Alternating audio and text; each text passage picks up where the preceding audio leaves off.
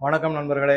மோடி அமெரிக்க visit பயணம், புட்டினை நேரடியா சந்திச்சது, அதுக்கப்புறம் ஆஸ்திரியா போனது, அங்க இருக்கிற சான்சலரை சந்திச்சது, இதெல்லாம் எல்லாரும் நிறைய சொல்லிட்டாங்க, செஞ்சுட்டாங்க. கொஞ்சம் வித்தியாசமா நான் படிச்ச சில அதிர்ச்சியான தகவல்களோட என்னென்னலாம் ஆயிருக்கு அப்படிங்கறத இந்த வீடியோல நம்ம பார்க்க போறோம். உங்களோட ஷேர் பண்றேன். முதல்ல என்னன்னா, எல்லாரும் சொல்ற மாதிரி நம்ம ஆரம்பத்துல கொஞ்சம் சொல்லிடுவோம். பாரத பிரதமர் மோடி ரஷ்யாவுக்கு பயணமானார் 8-9, அதுக்கப்புறம் 9-10 ஆஸ்திரியாவுக்கு போனார். போய் இறங்கின உடனே விமான நிலையத்திலிருந்து வேர்ல்டு அப்படியே உலகமே வியந்து பார்க்கக்கூடிய அளவுல வரவேற்பு. அதுக்கப்புறம் என்ன அப்படின்னாக்கா, ரஷ்ய அதிபர் புட்டின் தன்னுடைய உலகத்திலேயே மிக மிக பாதுகாப்பான ஒரு மாளிகை அப்படின்னு சொல்லக்கூடிய புட்டினுடைய பிரைவேட் பண்ணை வீடு, தானே அந்த கால்ஃப் கார்ட் அப்படின்வாங்க, அது அவரே ஓட்டுறாரு. ஓட்டிய மோடியை தன்னுடைய வீட்டுக்கு அழைச்சிட்டு போறாரு. பயங்கர வரவேற்பு. உலகம் இந்த மாதிரி வரவேற்பு, இது மாதிரிலாம் நடக்குமா அப்படின்னு ஒரு ஆச்சரியத்தோட பாக்குறாங்க. அதுவும் இந்திய அதிபருக்கு, அது மாதிரி இந்திய பிரைம் மினிஸ்டருக்கு மாதிரி போனாங்க. இந்த வரவேற்பு ஒரு பக்கம் இருக்கு. அதுக்கப்புறம் என்ன பண்ணாங்கன்னா, ரஷ்யாவினுடைய மிக மிக உயர்ந்த விருதான செயின்ட் ஆண்ட்ரூஸ் விருது பாரத பிரதமருக்கு அளிக்கப்பட்டது. அதுல நீங்க பாத்தீங்கன்னா 2-3 பேர் கமெண்ட் போட்டிருந்தாங்க. அந்த படிச்ச உடனே அந்த வீடியோல கூட என்ன அப்படின்னா, அதை பத்தி வீடியோ வரும்போது அதுல கமெண்ட்லாம் என்ன எழுதியிருந்தாங்கன்னா, அது ஒரு மாலை மாதிரி இருக்கு, அதுல சின்ன சின்னதா காயின் மாதிரி ஏதோ இருக்கு, அது ட்விஸ்டா இருக்கிறத புட்டினே அதை சரி பண்றாரு அப்படிங்க. அவ்வளவு அந்யோன்யமா காமிச்சிருக்காங்க. இதெல்லாம் நடந்தது இந்தியாவுக்கு. இது அவருடைய மோடியுடைய பர்சனல் இதுங்க. அவருக்கு ரெஸ்பெக்ட், அவருக்கு மிக பெரிய வரவேற்பு, உலகமே வியந்து பார்க்கக்கூடிய அளவுல கொடுத்த வரவேற்பு, அதே மாதிரி அந்த அவார்டு, விருது, இதெல்லாம் ஓகே. இந்தியாவுக்கு என்ன அப்படின்னு நீங்க பாத்தீங்கன்னாக்க, இந்தியாவுக்கு குறிப்பா சொல்லணும்னா 6 புது நியூக்ளியர் பவர் ஸ்டேஷன் வரப்போகுது. அதுக்கான டெக்னாலஜி ஃபுல்லும் ரஷ்யா கொடுக்க போறாங்க. நம்மகிட்ட இருக்கு, அவங்கள கொஞ்சம் ஜாயிண்ட் வெஞ்சர்ல. அடுத்து 2வது என்னங்கன்னா, போன வீடியோல நம்ம அவர் பாரத பிரதமர் அங்க போக போறாருன்னு போட்ட வீடியோல சொல்லியிருந்தேன். முக்கியமான செய்தியா, இந்தியர்களை இங்க இருக்கிற சில திருட்டுத்தனமான ஏஜென்சிகள் ஏமாத்தி நல்ல வேலை வாங்கி தரேன்னு சொல்லி ரஷ்ய ராணுவத்துல சேர்த்துட்டாங்க. அதுல பரிதாபமா வருத்தப்படக்கூடிய வகையில 2 பேர் இறந்துட்டாங்க. மிச்சம் இருக்கிறவங்கள பத்திரமா திருப்பி இந்தியாவுக்கு அனுப்பி வைக்கணுங்கிற கோரிக்கையை வைக்க போறாரு. அது கண்டிப்பா செய்வாரு அப்படின்னு. அதை செஞ்சுட்டாரு. அதை செய்யறதோட இல்ல, அவர் உடனே நான் ரிலீவ் பண்றேன் அப்படின்னு புட்டின் சொல்லிட்டாரு. சொல்லதோட இனிமே நான் மோடி கிட்ட சொல்றாரு, நான் அஷ்யூரன்ஸ் கொடுக்குறேன், உங்களுக்கு உத்தரவாதம் தரேன், இந்திய குடிமகன்கள் யாருமே ரஷ்ய ராணுவத்துல நான் இனிமே சேர்க்கவே மாட்டேன், இது உங்களுக்கு நான் உறுதியளிக்கிறேன் அப்படின்னு அவர் வேற சொல்லியிருக்காரு. இது 2வது பாயிண்டா பாக்குறோம். 3வது என்ன பாக்குறோம்னாக்க, இந்திய ரஷ்ய ட்ரேட், வர்த்தகங்கள் இருக்கு இல்லையா, அது இப்ப ஒரு $35 பில்லியன் இருந்து $40 பில்லியன். இதை 2030, இன்னும் 6 வருஷத்துக்குள்ள $100 பில்லியன் வர்த்தகமாக கொண்டு போகணும் அப்படிங்கிறது அது 3வது. அதுல முக்கியமான விஷயம் என்னன்னா, இந்த ஆயில், கேஸ், கோல், இது 3மே டாலர் இல்லாம ரூபி, நம்ம இந்திய நாட்டு ரூபாயில வர்த்தகம் செய்யப்படும். அது மாதிரி அவங்ககிட்ட ரூபாய் சேர்ந்துகிட்டே போச்சுன்னா என்ன செய்யறது அப்படின்னா, அதற்கான வழிமுறைகள் என்ன, எப்படி வர்த்தகத்தை முன்னெடுத்து செய்யறது, ஒருத்தருக்கு எப்படி உதவி. ஆக மொத்தம் என்ன நினைக்கிறாங்க, என்ன ஆக போகுது அப்படின்னா, இந்த இடத்துல 4வது பாயிண்டா, டாலர் கண்டிப்பாக தவிர்க்கப்படுகிறது. நமக்கு அந்த டாலருடைய தேவை இல்லாம கொஞ்சம் கொஞ்சமா குறைச்சிக்கிட்டு வர போறோம். அது மிக மிக முக்கியமான பாயிண்டா நம்ம பார்க்கலாம். அதை அடுத்தது என்ன செய்ய போறாங்க அப்படின்னாக்க, பிரிக்ஸ் மாநாடு நடக்க போகுது. அதாவது BRICS, பிரிக்ஸ் இருக்கு. அதுல Brazil, Russia, India, China, south Africa, இந்த 5 கண்ட்ரி இருக்கு. இது பத்தி எல்லா டீடைல்ஸும் எடுத்து வச்சிருக்கேன். பிரிக்ஸ்ல குறைந்தபட்சம் 2024 டிசம்பருக்குள்ள 50 நாடுகள் அதுல சேர்றதுக்காக விருப்பம் தெரிவிச்சிருக்காங்க. எப்படி கொண்டு போறாங்க, எப்படி செய்ய போறாங்க தெரியல. ஆனா இப்ப நம்ம எதை பத்தி பார்க்க போறோம் அப்படின்னா, பிரிக்ஸ்ல என்ன பண்ண போறாங்கன்னாக்க, கோல்டு, அதாவது தங்கத்தை அடிப்படையா வச்சு ஒரு கரன்சியை கொண்டு வர போறாங்க. நான் முன்னாடியே சொல்லியிருக்கேன், அந்த டி-டாலரைசேஷன், பெட்ரோ டாலர் வந்த போது தங்கத்தை அடிப்படையா வச்சுதான் அந்த டாலரை இது பண்ணாங்க. அதுக்கப்புறம் தான் அந்த ரிச்சர்ட் நிக்சன் அதெல்லாம் தங்கத்துக்கு எல்லாம் நீ டாலர் கொடுத்தாலும் தங்கம்லாம் கொடுக்க முடியாது அப்படின்னு அதை இது பண்ணிட்டாரு. அதுல வீழ்ச்சி அடைந்தது. அப்புறம் அதை ஹென்ரி கிசிங்கர் சவுதி அரேபியாவோட ஒப்பந்தம் மாதிரி போட்டு அது இப்ப 2024 பிப்ரவரியில அது முடிஞ்சு போச்சு. அதெல்லாம் நம்ம நிறைய பார்த்திருக்கோம். இப்ப பிரிக்ஸ்ல என்ன பண்ண போறாங்க, பிரிக்ஸ் நாடுகள்லாம் ஒன்னா சேர்ந்து ஒரு கரன்சி கொண்டு வர போறாங்க, தங்களுக்குள்ள பரிமாற்றங்கள், வர்த்தகங்கள்லாம் செய்யறதுக்கு. அந்த கரன்சி வந்து தங்கத்தை அடிப்படையா கொண்டு இருக்கும். அதாவது அந்த கரன்சியை நீங்க கொடுத்தீங்கன்னா அதுக்கு எகென்ஸ்டா என்ன வேல்யூ அந்த தங்கத்தை நீங்க வாங்க முடியுங்கிற மாதிரி கொண்டு வர போறாங்க. இது வந்து மிகப்பெரிய அடியாக விழப்போகிறது அமெரிக்க டாலருக்கு. இதுல உடனே செஞ்சிட மாட்டாங்க, ஆனா ஸ்டெப் பை ஸ்டெப்பா அதை நோக்கி போயிட்டு இருக்கு அப்படிங்கறது நமக்கு தெரியும். இதை பத்தியும் டிஸ்கஸ் பண்ணிருக்காங்க. மற்றபடி யுக்ரைன் வார் இதெல்லாம் சர்வசாதாரணமா நம்ம பண்ணிருப்பாங்க. அதை பத்தி நம்ம ஃபுல் டீடைல் போக வேண்டாம். ஆனா அந்த பாயிண்ட் முக்கியமா வருது. எதனால வருது அப்படின்னா, இந்த ரஷ்யாவோட நம்ம பாரத பிரதமர் போய் மீட் பண்றதே வந்து மறைமுகமா பல சங்கடங்கள் வார்த்தைகள்லாம் சொல்லி தடுக்க பார்த்திருக்கு அமெரிக்காவும் சரி, அவங்களுடைய ஸ்போக்ஸ் பர்சன் சொல்லியிருக்காங்க.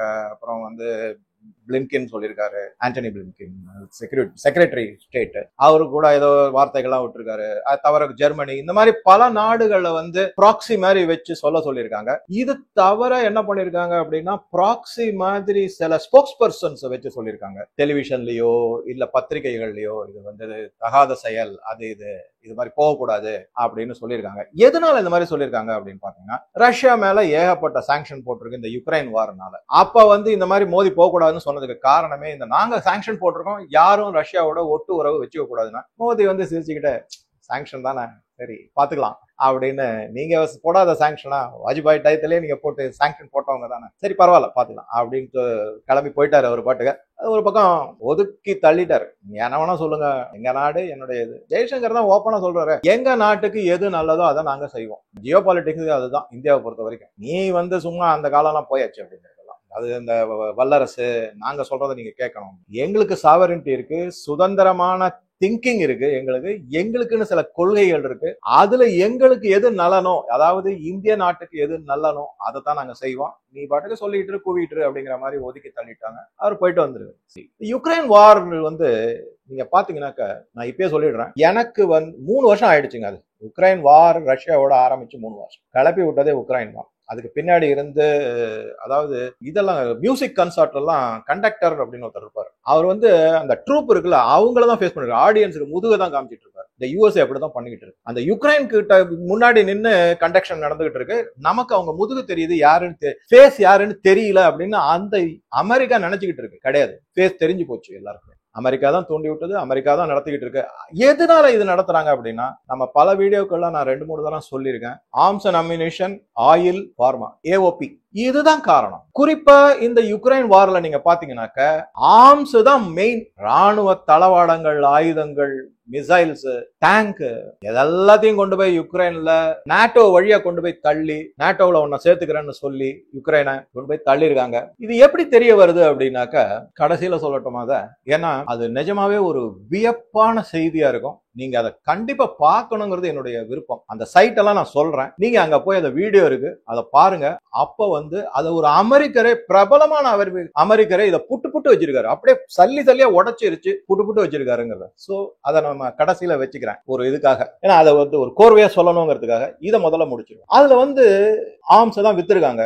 சரி, யுக்ரைன் வீண் சண்டைக்கு போயிட்டு மாட்டிக்கிட்டு முழிச்சுக்கிட்டு இருக்காங்க. இப்ப வெளியே வர முடியாம யாராவது வந்து இந்த யுத்தத்தை, இந்த போரை நிறுத்துவாங்களா, சமாதான பேச்சுவார்த்தைக்கு ஏதாவது வழி வராதா அப்படிங்கிற மாதிரி பார்த்துக்கிட்டு இருக்காங்க. மோடி அதை செய்வாரா அப்படின்னு. ஜெலன்ஸ்கி வந்து G7 மாநாட்டும் போதே ஏதோ கூட்டு போய் தனியா அப்ப கூட சொல்லியிருக்காரு, நீ பண்றதுதான் சரி கிடையாதுப்பா, ஏதோ நிறுத்திடு, இதோட போறோம் அப்படின்னு. ஆனா அவரை ஆட்டு வைக்கிறது, நான் தான் சொன்னல, மியூசிக் கண்டக்டர் தானே. அந்த மியூசிக் கண்டக்டர் யூஎஸ், அவங்க ஆட்டி வைக்கிறபடிதான் அவர் ஆடிக்கிட்டு இருக்காரு. என்னென்னலாம் பண்ணிருக்காரு அப்படின்னா, அந்த ஜெலன்ஸ்கி வந்து ரஷ்ய அதிபர் புட்டின் மோடி சந்திச்சதை பத்தி மிக மிக கேவலமா ட்வீட் எல்லாம் போட்டு, ஒரு நாட்டினுடைய அதிபர் இவ்வளவு கீழே இறங்கி ட்வீட் பண்ணுவாரா அப்படின்னா, உதாரணம் இருக்கு, பண்ணிருக்காங்க. என்ன ட்வீட் பண்ணிருக்காரு, கர்கே மாதிரி அவருக்கு போட்டி போல இருக்கு அவருக்கு. ஏன்னா கர்கே அப்படித்தான் சொல்லியிருக்காரு நிறைய விஷயத்த. மோதியை பத்தி பேசணும்னா காங்கிரஸ்ல நிறைய பேருக்கு வந்து எல்லாமே ஹிட்டிங் பிலோ த பெல்ட் தான் சொல்லுவாங்க. அந்த மாதிரிதான் இப்ப ஜெலன்ஸ்கியும் அப்படிதான் பண்ணிருக்காரு. என்னென்னலாம் பண்ணிருக்காரு நீங்க பாருங்க. முதல்ல வந்து புட்டினை வந்து பயங்கரமா சாடுறாரு. உலகத்திலேயே மிகப்பெரிய அயோக்கியன், கொலைகாரர், அந்த மாதிரி எல்லாம் சொல்லிட்டு அந்த ஆளை போய் வந்து மோடி சந்திக்கிறதுங்கிறது வந்து மிக மிக கேவலமானது. அவர் வந்து அதுக்கு அவமானப்பட, அவர் கையால் அவார்டு வேற வாங்கிக்கிறாரு, விருது வாங்குறாரு. அது மிகப்பெரிய அவமானம். எல்லாத்தையும் விட அவர் அப்படியே கட்டி பிடிக்கிறாரு. இது எப்ப நடந்தது, அவர் கட்டி பிடிச்சாரோ அன்னைக்கு வந்து யுக்ரைன்ல இருக்கிற ஒரு குழந்தைகள் மருத்துவமனையில 27-29 குழந்தைகளும் தாய்மார்களும் மிசைல் அட்டாக், ரஷ்யாவினுடைய மிசைல் அட்டாக்னால இறந்து போயிருக்காங்க. அந்த டயத்துல போய் அவர் கட்டி பிடிச்சிட்டு கொண்டாடிக்கிட்டு இருக்காரு. இது மிகப்பெரிய அவமானம் அப்படின்னு அவர் சொல்லிட்டாரு. சரி, இவருக்கு வந்து இதை விட இன்னும் நிறைய சொல்லியிருக்காரு. அவர் எக்ஸ் தளத்துல வந்து அதை சொல்லியிருக்காரு. அவர் அதுல வந்து நிறைய இந்த மாதிரி சொல்லியிருக்காரு. இவர் ஒரு பக்கம் இந்த மாதிரி சொல்றாரா, இதை தவிர அமெரிக்காவும் சில விஷயங்கள் அந்த மாதிரி சொல்லி முன் வச்சிருக்கு. இது வந்து சரியான நேரம் கிடையாது. அதாவது அந்த ஆண்டனி பிளின்கன் வந்து என்ன சொல்லியிருக்காருன்னா, மோடி வந்து புட்டின் கிட்ட சொல்லணும், இந்த போரை நிறுத்திட்டு சமாதான பேச்சுவார்த்தைக்கு வந்து உட்கார சொல்லணும். அதாவது அமெரிக்கா ஹேண்டில் பண்ணும். சுவிட்சர்லாந்துல நடந்தது ஒரு சமாதான பேச்சுவார்த்தைன்ற பேச்சுல ஒண்ணு நடந்தது, யுக்ரைனுக்கு ரஷ்யாவுக்கும் நடக்குது. அதுல யுக்ரைன் ஜெலன்ஸ்கி மட்டும் தான் போனார். ஒரு ஓரமா நீங்க பாத்தீங்கன்னா அந்த ஒரு வீடியோ பாத்தீங்கன்னா கேவலமா இருக்கும். அவர் உட்கார்றதுக்கு போறாரு, அந்த நாற்காலியை தள்ளி விட்டுட்டு வேற ஒரு அதிபரை உட்கார வச்சுட்டாங்க. இவருக்கு அவமானமா இருக்கு. அந்த வீடியோ எல்லாம் நான் நிறைய பாக்குறேங்க, நிஜமா சொல்றேன். அந்த அப்படியே ஜெலன்ஸ்கி முழிக்கிறாரு, அவமானப்பட்டு முழிக்கிறாரு. ஆனா அவங்க கண்டுக்கவே இல்லை. அவங்க ஜெலன்ஸ்கி அப்படிங்கிற வந்து அவங்க என்ன தெரியுமா சொல்லுவாங்க, பெக்கின்ஸ்கி அப்படின்னுவாங்க. பிஇஇ பெக்கர்ஸ்கி அப்படிங்கிற பெக்கின்ஸ்கி அப்படின்னா அந்த மாதிரி எல்லாம் மீம்ஸ் போட்டாங்க. அவ்வளவு பணம் பணம் பணம்னு தொங்கிக்கிட்டு இருக்காரு. அவங்களும் கொடுக்க மாட்டேங்கிறாங்க, கொடுக்குறாங்க, என்னென்னவோ பண்றாங்க. சரி, இந்த விஷயத்துக்கு வருவோம். அந்த மாதிரி இருக்கிற சுவிட்சர்லாந்துல நடந்த இதுக்கு பாரத பிரதமர் G7 மாநாட்டுக்கு அட்டன் பண்ணிட்டு திரும்பி வந்துட்டார். அதெல்லாம் பண்ண மாட்டான் அப்படின்ட்டு. ரஷ்யா போகல. ரஷ்யாவினுடைய ஆதரவா இருக்கிற பல நாடுகள் போகல, சவுதி அரேபியா கூட போகல. இந்த மாதிரி எல்லாம் இருந்த போது அதுல என்ன உடன்படிக்கை எடுத்தாங்களோ, என்ன முடிவு பண்ணாங்களோ, அது எதுவுமே நாங்க ஒத்துக்கலங்கிற மாதிரி தான் இருக்கு. ஆக மொத்தம் இப்ப வந்து அமெரிக்கா வந்து மோடி கிட்ட சொல்லுது, நீங்க வந்து புட்டினுக்கு அட்வைஸ் பண்ணுங்க, அவருக்கு வந்து ஆலோசனை சொல்லுங்க, சமாதான பேச்சுவார்த்தைக்கு வந்து உட்கார்ந்து போரை நிறுத்த சொல்லுங்கிற மாதிரி. அது ஒண்ணு. ரஷ்யாவோட மிக உயர்ந்த விருது கொடுத்ததுக்கு அப்புறமா பிறகு மோடியும் புட்டினும் கிட்டத்தட்ட 2 மணி நேரம் தனியா உட்கார்ந்து பேசியிருக்காங்க. இவங்க இந்த மாதிரி 2 மணி நேரம் பேசுறதுக்கு என்ன இருக்கு அப்படின்னு கூட சைனா, அது மாதிரி அமெரிக்கா, ஜெர்மனி, மேற்கத்திய நாடுகளுக்கும் சரி, இவங்களுக்குலாம் வந்து பயங்கர ஒரு மாதிரி கலக்கத்தையும் பீதியையும் உண்டாக்கி இருக்கு. எதை பத்தி டிஸ்கஸ் பண்ணிருப்பாங்க, நமக்கு எந்தெந்த விதத்துல எல்லாம் இது சங்கடங்கள், பல சங்கடங்கள் வரப்போகுது, வேர்ல்டுல முக்கியமான 2 லீடர் இந்த மாதிரி மீட் பண்ணி பேசியிருக்காங்களே அப்படின்னு கொஞ்சம் கிளி பிடிச்சுதான் இருக்காங்க. இந்த அவார்டுக்கு அப்புறம் 2 மணி நேரம் பேசியிருக்கிறது பெரிய அளவுல அவங்களுக்கு ஒரு சந்தேகத்தையும் கிளியையும் உண்டு பண்ணிருக்குன்னு தான் சொல்லணும். புட்டின் வந்து மோடிய தன்னுடைய கோல்ஃப் கார்ட் அப்படின்னு வச்சு அதுல அவரே டிரைவ் பண்ணி மோடி அதுல உட்கார வச்சு ஒரு டிரைவ் வந்தாரு. அதுல வந்து அவங்க காமிக்கும் போது என்ன பண்ணாங்கன்னா, நான் கூட சொன்னேன் இந்த மாதிரி அவர் தன்னுடைய சொந்த பண்ணை மாளிகைக்கு கூட்டு போறாரு. மோஸ்ட் செக்யூர்டு வேர்ல்டுலயே மிக மிக அதிக பாதுகாப்பு உள்ள ஒரு மாளிகை, அந்த இடத்துக்கு கூட்டிட்டு போறாருன்னு சொல்லியிருக்கேன். ஆனா சொல்லாம விட்டது, மக்களுக்கு தெரிவிக்காம விட்டது என்ன அப்படின்னா, புட்டின் வந்து மோடிய பக்கத்துல அருகில இருக்கக்கூடிய அணு அந்த ஃபெசிலிட்டிஸ்லாம் இருக்கு இல்லையா, அதாவது அணு உலைகள், அந்த மாதிரி அந்த ஃபேக்டரியோ இல்ல அந்த சயின்டிபிக் லேபோ, அங்க தனியா புட்டின் வந்து மோடியை கூட்டிட்டு போய் என்னென்ன மாதிரி இங்க ஃபெசிலிட்டிஸ் எல்லாம் இருக்கு அப்படிங்கிறத காமிச்சிருக்காரு. இதுவும் வந்து ஒரு மிகப்பெரிய விஷயம் இந்தியாவை பொறுத்த வரைக்கும். அதை வந்து ஆனா பப்ளிக்கா வந்து அதை அதிகமா கண்டுக்கல. இது வந்து மற்ற கண்ட்ரிஸுக்கு தெரிய வந்திருக்கு. இதுக்கு நடுவுல வந்து என்னன்னா, பியரி மோர்கன் அப்படின்னு ஒரு இங்கிலாந்துல இருக்கிற ஒரு டிவி ஆங்கர், அவர் வந்து வேற சொல்லியிருக்காரு. அவர் இது மாதிரி நிறைய டிவி ஆங்கர், இது குறிப்பா ட்விட்டர்ல நான் பார்த்தேன், அதனால நான் சொல்றேன், எக்ஸ் தளத்துல பார்த்தேன் அதனால சொல்றேன். அவர் வந்து மோடி வந்து இந்த அவார்டு வாங்கினது மிகப்பெரிய அவமானம், அவர் வந்து தலை குனியணும் அப்படிங்கிற மாதிரி அவர் சொல்லியிருக்காரு. இந்த மாதிரி ஆளுக்கு சொல்லி தீர்த்துட்டாங்க இல்லையா. சரி, ஓகே. நம்ம இந்த ஜெலன்ஸ்கி இந்த மாதிரி சொல்றாரு, நிஜமாவே அவருக்கு தகுதி இருக்கா அப்படின்னு நம்ம பார்த்தோம்னா, நீங்க யோசிச்சு பாருங்க. எல்லாத்துக்கும் நான் ஆதாரம் உங்களுக்கு போடுறேன். பத்திரிகைகள்ல வந்த ஹெட்லைன் செய்தியா வந்ததான் நீங்க பார்க்க போறீங்க. என்ன அப்படின்னா, வெளிநாட்டுல இருக்கிற யுக்ரைன் மக்கள் எல்லாரும் உடனே வந்து ஆர்மியில சேரணும், 4.5 லட்சத்துல இருந்து 6 லட்சம் போர் வீரர்கள் எங்களுக்கு தேவைப்படுறாங்க. பைத்தியகரமான சிவிலியன்ஸ் அவங்கெல்லாம், அவங்களுக்கு என்ன பயிற்சி இருக்கு? சாதாரண எக்ஸசைஸ் கூட வீட்டுல செஞ்சிருப்பாங்களான்னு அதிசயம். மிலிட்டரி எக்ஸசைஸ் எல்லாம் எங்க செய்ய முடியும்? அவங்க எல்லாம் திரும்பி வந்து ஆர்மியில சேரணும்ன்றது நம்பர் 1. இதை விட வந்து யுக்ரைன்ல வந்து ஒரு லா பாஸ் பண்ணிருக்காங்க அந்த கவர்மெண்ட். அந்த என்ன லா அப்படின்னு கேட்டீங்கன்னா ஆச்சரியப்படுவீங்க. ஜெயில இருக்காங்க பாருங்க கன்விக்ட், அவங்க எல்லாரும் எல்லாரையும் வாரில் வந்து கலந்துக்கணும் அப்படிங்கிறாங்க. ஏன் நீ அவனுக்கு தண்டனை கொடுத்துருக்க, அவன் உடனே திருப்பி அடிச்சானா என்ன பண்ணுவ? யோஜனையே இல்ல. இந்த மாதிரி எல்லாம் ஜெலன்ஸ்கி பண்றாரு. யுஎஸ் எப்படி எல்லாம் ஆட்டி படைக்குதோ அதுக்கெல்லாம் ஆட்டி படைக்கிறாரு. அவர் வந்து ஏதோ ஒரு பைத்தியக்கார துணிச்சல்ல மோதிய கண்ணாப்பண்ணு பேசியிருக்காரு, அதுவும் ட்விட்டர்ல. இத்தனைக்கும் மோடி அவருக்கு ஆதரவா G7 மாநாட்டில் இருக்கட்டும், மத்த இடத்துலயும் சரி, இந்த மாதிரி இருக்காத நல்லது, இது போர் செய்யறதுக்கான காலம் கிடையாதுன்னு புட்டின் கிட்டே வார்ன் பண்ணிருக்காரு. ஜெலன்ஸ்கிக்கு ஆதரவா தான். ஆனா அந்த என்ன சொல்றது, நான் எந்த வார்த்தையும் சொல்ல விரும்பல, அன்பார்லிமெண்டரி வேர்ட்ஸ் நான் யூஸ் பண்ண மாட்டேன். ஆனால் அவர் இந்த மாதிரி பதிவு, அதுவும் மோடிக்கு எகென்ஸ்டா அவரை கண்ணாப்பண்ணான்னு பேசி போட்ட பதிவு மிக மிக கேவலமானது அப்படிங்கறத மட்டும் நான் உறுதியா சொல்ல முடியும். சரி, நான் இப்ப வந்து உங்களுக்கு கடைசியா நான் சொல்றேன்னு சொன்ன பாயிண்ட்டுக்கு நான் வந்துடுறேன். இது என்ன அப்படின்னாக்க, நீங்க எல்லாரும் கண்டிப்பா இதை பார்க்கணும். Kennedy24.com நல்லா ஞாபகம் வச்சுக்கோங்க. Kennedy24.com. நான் வந்து இத பத்தி ரிசர்ச் பண்ணணுங்கிற இதுல எங்கெங்கெல்லாம் என்னென்ன மாதிரி விஷயங்கள் இருக்குன்னு தேடும் போது இது கிடைச்சது எனக்கு. அவர் வந்து என்ன பண்ணிருக்காரு அப்படின்னா, ஓப்பனா தன்னுடைய இன்ஸ்டாகிராம்ல ஒரு பப்ளிக் மீட்டிங் மாதிரி ஏதோ ஒரு அட்ரஸ் ஒண்ணு, பப்ளிக் மீட்டிங்ல அவருடைய ஆதரவாளர்கள், அவர் ஃபுல் நேம் வந்து ராபர்ட் எஃப் கெனடி. இவர் வந்து இந்த கெனடி, ஜான் எஃப் கெனடி இருந்தார். நேரு போய் பார்த்துட்டு வந்த போது அது வர ஒரு சின்ன கமெண்ட் இருக்கு, அவர் என்னையே பார்க்கல வேற எங்கேயோ பார்த்துட்டு இருந்தாரு, அந்த கமெண்ட்லாம் வேற இருக்கு. அந்த கெனடி வம்சத்துல வந்தவர் இந்த ராபர்ட் எஃப் கெனடி அப்படிங்கிறவர். அவர் ஒரு எலெக்ஷன் ஸ்பீச் மாதிரி தன்னுடைய ஆதரவாளருக்கு நடுவுல பேசும்போதோ சில இதை நான் முதல்ல சொன்ன மாதிரி சல்லி சல்லியா உடைச்சு உண்மையை அப்படியே ஓப்பனா போட்டு உடைச்சு வச்சிருக்காரு. என்னென்ன சொல்லியிருக்காருன்னு பார்த்துக்கோங்க. ஒரு 4-5 பாயிண்ட் மட்டும் சொல்றேன், மிச்சத்தை உங்களால முடிஞ்சதுன்னா கண்டிப்பா அவருடைய இதை விசிட் பண்ணுங்க. அவர் வந்து இதை பத்தி, இந்த யுக்ரைன் வார பத்தி என்ன சொல்லியிருக்காங்கன்னு நீங்க பாத்தீங்கன்னாக்க அது உங்களுக்கு தெரியும். அதுல வந்து முதல்ல என்ன சொல்லியிருக்காருன்னா, முதல்ல யுக்ரைன் வார ஆரம்பிச்சாங்க, $113 பில்லியன் கொடுத்தாங்க. அதை பத்தி சாங்ஷன் பண்ணி யுக்ரைனுக்கு கொடுக்குறேன்னு கொடுத்தாங்க. அதை பத்தி கேள்வி கேட்ட போது இவங்க இதெல்லாமே ராபர்ட் எஃப் கெனடியோட ஸ்டேட்மெண்ட். என்ன அவர் அந்த வீடியோல சொல்லியிருக்கிறத நான் திருப்பி சொல்றேன். அந்த மாதிரி $113 பில்லியன் வந்து கொடுத்திருக்காங்க.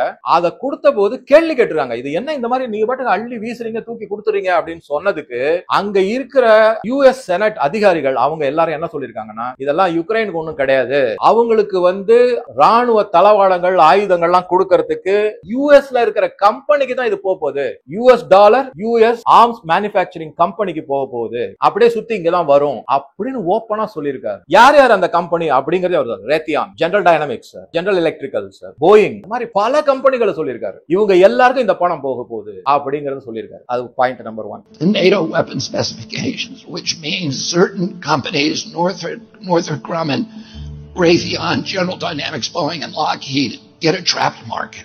In March of 2022, we committed $113 billion. Just to give you an example, we could have built a home for almost every homeless person in this country. We then committed another $24 billion since that 2 months ago, and now President Biden is asking for another $60 billion. But the big expenses are going to come after the war, when we have to rebuild all the things that we destroyed. Mitch McConnell was asked, can we really afford to spend $113 billion to Ukraine? He said, don't worry. It's not really going to Ukraine. It is going to American defense manufacturers.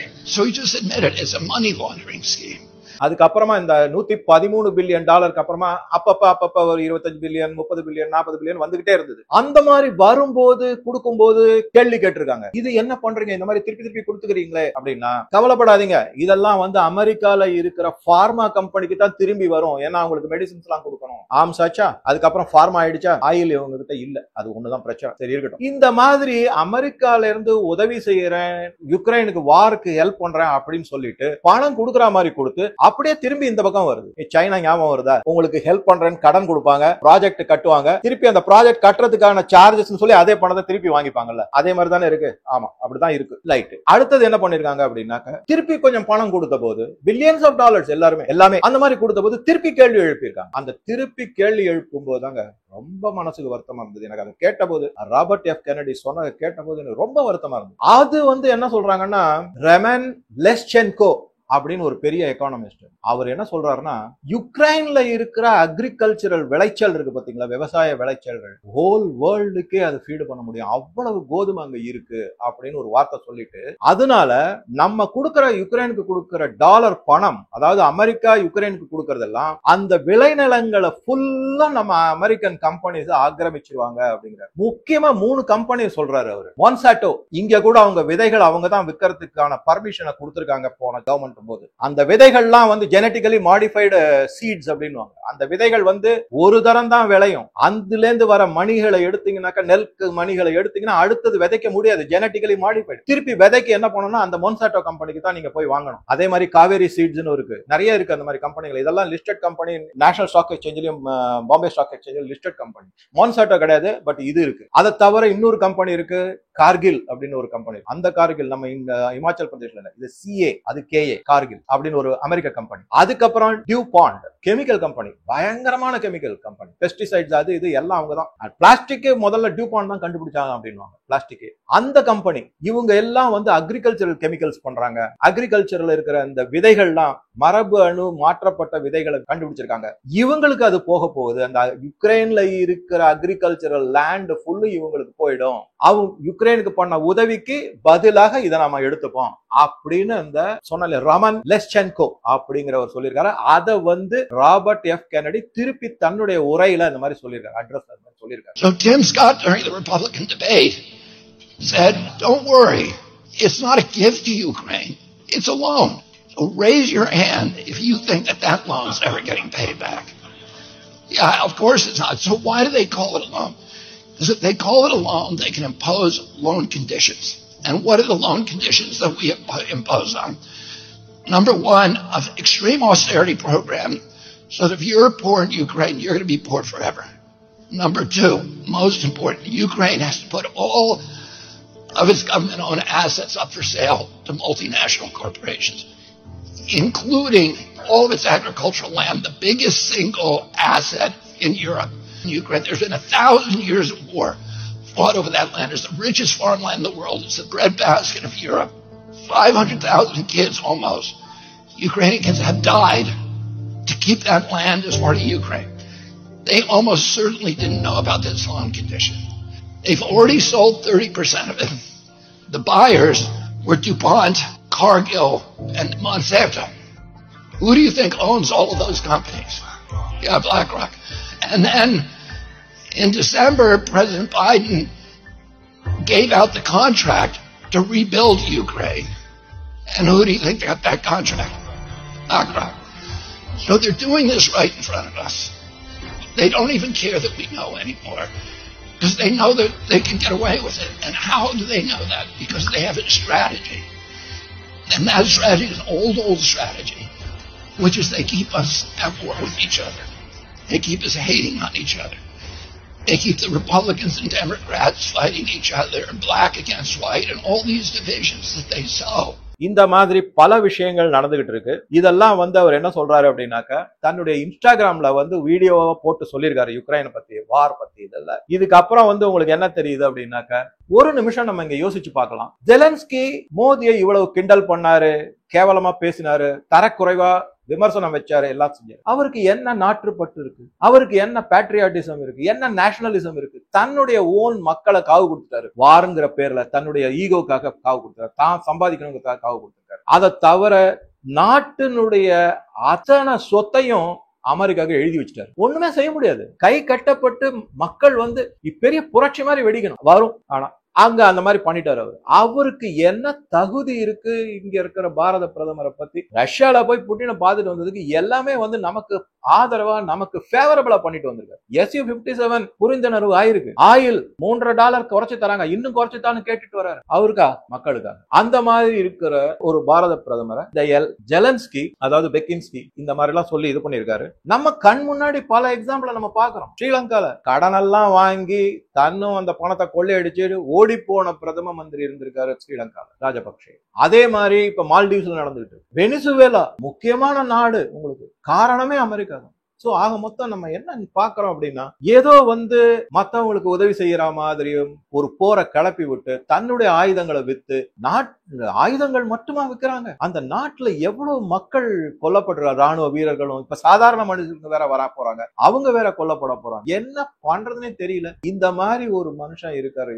இதெல்லாம் படிக்கும் போது எனக்கு குபீர்னு அப்படியே ஒரு மாதிரி, நிஜமாவே சொல்றேன், அந்த ராபர்ட் எஃப் கென்னடியோடைய வீடியோ பார்த்து ஒவ்வொன்னையும் நான் கிரகிச்சு 2 தரம் பார்த்தேன், 3 தரம் பார்த்தேன். அதை கிரகிச்ச போது இப்படி எல்லாம் கூடவா ஒரு தன்னுடைய நாட்டுக்கே கேடு விளைவிக்க கூடிய அளவுலயா ஜெலன்ஸ்கி மாதிரி ஒரு மக்கள்லாம் இருப்பாங்க அப்படின்னு எனக்கு ரொம்ப வருத்தமா தான் இருந்தது. இந்த விஷயத்தை எல்லாமே, அதாவது என்னன்னா, ரஷ்ய பயணத்தை பத்தி மற்றபடி எல்லாருமே வேற வேற விதமா போட்டிருக்காங்க. அது இதுலாம் ரஷ்ய அதிபரோட பாரத பிரதமர் போய் கட்டி, அதை வந்து சில பேர் எப்படி போட்டிருந்தாங்கன்னாக்க பியர் ஹக் அப்படிங்கிற மாதிரி போட்டிருக்காங்க. அதாவது கரடி வந்து அவ்வளவு இறுக்கமா கட்டும். அதை பார்க்கும்போது சில பேர் வந்து அதை ஒரு பியர் ஹக் அப்படின்னாங்க. எனக்கு என்ன மனதுல தோணுச்சுங்கிறதையும் உங்க கூட ஷேர் பண்றேன். என்னன்னா, அந்த பியர் ஹக்கை விட இந்தியா ரஷ்யாவுடைய நட்பு வந்து இது எவ்வளவு டைட்டா இருக்கோ அந்த அளவுக்கு டைட் அப்படிங்கறத இன்டைரக்டா சொல்லியிருக்காங்க. அதை தவிர சைனாவுக்கும் ஒரு நல்ல மெசேஜ் போயிருக்கு. சைனா ஆக்சுவலா வந்து ரஷ்யாவை ரொம்ப ஒரு மாதிரி பிரஷர் பண்ணாங்க, ரொம்ப அழுத்தம் கொடுத்தாங்க. இந்த மாதிரி நீங்க இந்தியாவுக்கு வந்து ராணுவ தளவாடங்கள் அது இதெல்லாம் கொடுக்காதீங்க, செய்யாதீங்க, இந்தியாவுக்கு வந்து சார்ந்து நிக்காதீங்க, எந்த உதவியும் செய்யாதீங்கிற மாதிரிலாம் சைனா வந்து ரஷ்யாவுக்கு 2 பேரும் கம்யூனிஸ்ட்ங்கிற ஹோதால செஞ்சாங்க. ஆனா கம்ப்ளீட்டா ரஷ்யா வந்து சைனாவை கண்டுக்கவே இல்லை. அது ஒரு மிகப்பெரிய மெசேஜ், சைனாவுக்கு மிகப்பெரிய மெசேஜ். அதுல வந்து சைனாவும் கொஞ்சம் ஆடி போயிருக்கு. வெஸ்ட் வந்து சொல்லவே வேணாம். மேற்கத்திய நாடுகள், அதாவது இந்த வல்லரசுகள், வளர்ச்சி அடைந்த நாடுகள்னு சொல்லக்கூடிய மேற்கத்திய நாடுகள் எல்லாமே அப்படியே இந்த ரஷ்ய பயணத்துல மோதிக்கும் புட்டினுக்கும் நடந்த இதுல பேச்சுவார்த்தைகள்ல அதனுடைய வெளிப்பாடுகள் எல்லாத்திலயுமே ஒரு மிகப்பெரிய கலக்கம் அடைஞ்சு ஒரு மாதிரி கதி கலங்கி தான் இருக்காங்க அப்படின்னு சொல்லணும். நம்ம இதுக்கு நடுவுல இந்த ராபர்ட் எஃப் கென்னடி சொன்னா இல்லையா, அவர் வந்து இன்னும் சில விஷயங்கள்லாம் எப்படி சொல்லியிருக்காருன்னா, இந்த டீப் ஸ்டேட், அமெரிக்காவில இருக்கக்கூடிய டீப் ஸ்டேட்டுக்கு என்ன வேலை அப்படின்னா, பிளாக் வர்சஸ் ஒயிட் கிளப்பி விடுவாங்க, பிரிச்சு விடுவாங்க, சண்டை போட வைப்பாங்க, டிவைட் அண்ட் ரூல் பாலிசி. அதே மாதிரி ஒரு நாட்டுக்கும் இன்னொரு நாட்டுக்கும் சண்டையை மூட்டி விட்டு தான் ஒரு நாட்டுக்கு ஆதரவு பண்ணி கொடுத்து அவங்களுக்கு எய்டுன்னு, நான் முன்னாடி சொன்ன மாதிரி எய்டு எல்லாம் இருக்கு இல்லையா, இதெல்லாம் எய்டே கிடையாதுங்க, இதெல்லாம் லோன்ங்க, அதுக்கு எகஸ்ட்ரா நாங்க திருப்பி வாங்கிடுவோங்கிற மாதிரி ஓப்பனாவே பேசிருக்காங்க. அது இதெல்லாம் கான்பிடென்ஷியல் மேட்டரா. அவர் என்னடா இன்ஸ்டாகிராம்ல ஓப்பனா எல்லாத்தையும் சொல்லிவிட்டாரு அவர், இந்த ராபர்ட் எஃப். ஓகே, அந்த மாதிரி வந்து பண்ணுவாங்க. ஒரு நாட்டுக்கு இன்னொரு நாட்டுக்கும் போர், அதுக்கப்புறம் வந்து ஹேவ்ஸ் அண்ட் ஹேவ் நாட்ஸ், அதாவது என்னன்னாக்கா இருக்கப்பட்டவங்க அப்புறம் இல்லாதப்பட்டவங்க, நிறைய பணக்காரங்க ரொம்ப ஏழைகள், இவங்களுக்கு நடுவுல பிரிவினையை உண்டு பண்ணி ஒருத்தருக்கு ஒருத்தர் எகென்ஸ்டா இது பண்றது. அதான் இப்ப இங்க கூட சொல்றாங்க இல்லையா, வெல்த் மஸ்ட் பி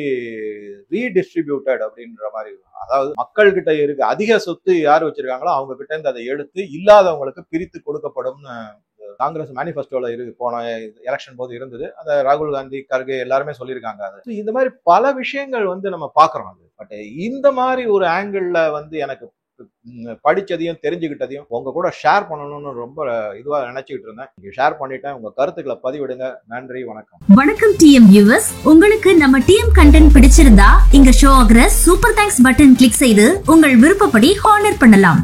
நன்றி.